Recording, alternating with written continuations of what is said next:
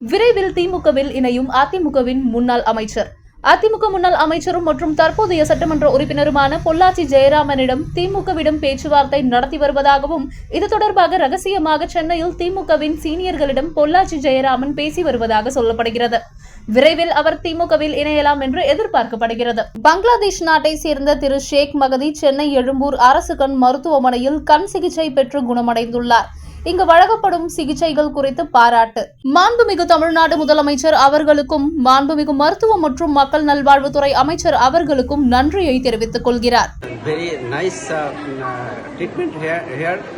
I have never seen the similar treatment in our Bangladesh.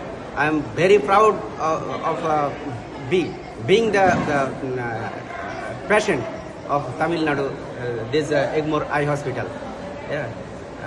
And the health minister is too much kind and talk with me, and he is taking me by heart. And I am thankful. I am thankful to Tamil Nadu, India also. திராவிட வெற்றி கழகம். மதிமுகவில் இருந்து நீக்கப்பட்ட மல்லை சத்யா திராவிட வெற்றி கழகம் DVK என்ற புதிய கட்சியை தொடங்கினார். Kovai Madurai metro Nainar விளக்கம். 2011 மக்கள் தொகை கணக்கெடுப்பு அடிப்படையில் அறிக்கை கொடுக்கப்பட்டுள்ளது. நெல்லைக்கு மெட்ரோ என திமுக வாக்குறுதி அளித்தது. ஏன் செய்யவில்லை? தமிழக அரசு மத்திய அரசுக்கு விரிவாக அறிக்கை அனுப்பவில்லை. தென்காசி மாவட்டங்களில் இன்று இரவு பல இடங்களில் மழை பெய்யும். ஓரிரு இடங்களில் கனமழை முதல் மிக கனமழை வரை பதிவாகும். அம்பாசமுத்திரம், பாபநாசம், மணிமுத்தாறு, கல்லிடை, ஆழ்வார்குறிச்சி, கடையம் ஆகிய இடங்களிலும் இன்று மழை பெய்யும்.